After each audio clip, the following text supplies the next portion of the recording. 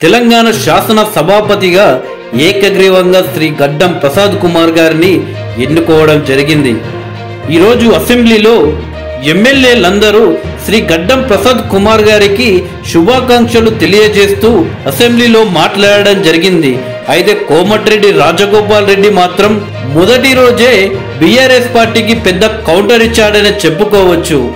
అయితే బీఆర్ఎస్ ఎమ్మెల్యేలు మాట్లాడుతూ మాకు తగిన సమయం ఇస్తారని, ప్రజా సమస్యలపై మేము ఏదైతే మాట్లాడుతామో దానికి తగిన సమయం ఇస్తారని, మేము అడిగే ప్రశ్నలకు జవాబు వచ్చే విధంగా మీరు సహాయం చేశారు అని బీఆర్ఎస్ ఎమ్మెల్యేలు మాట్లాడడం జరిగింది. అయితే రాజగోపాల్ రెడ్డి శ్రీ గడ్డం ప్రసాద్ కుమార్ గారికి శుభాకాంక్షలు తెలియజేస్తూనే బీఆర్ఎస్ పార్టీకి బిగ్ కౌంటర్ వేశారు.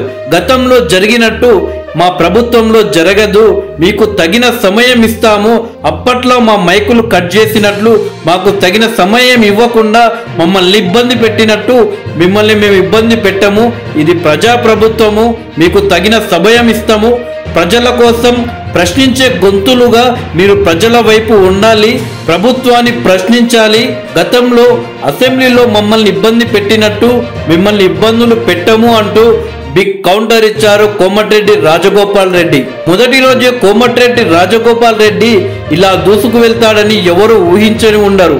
మిగిలిన ఎమ్మెల్యేలందరూ కేవలం సభాపతి గురించి మాట్లాడుతూ ఆయన ఎక్కడి నుండి ఈ స్థాయికి రావడం జరిగింది, ఆయన ఎలా బాధ్యతలు నిర్వహిస్తారు, ఎలా నిర్వహించాలి అని కేవలం చెప్పడం జరిగింది.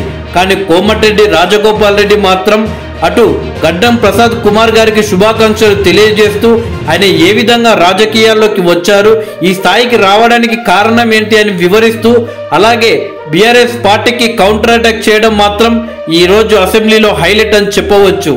మొత్తానికి కోమటిరెడ్డి రాజగోపాల్ రెడ్డి మొదటి రోజే దూసుకెళ్లడం మొదలు పెట్టాడంటే ఇక తరువాతి రోజుల్లో ఎలా ఉండబోతుందనేది ఆసక్తికరంగా మారిపోయింది.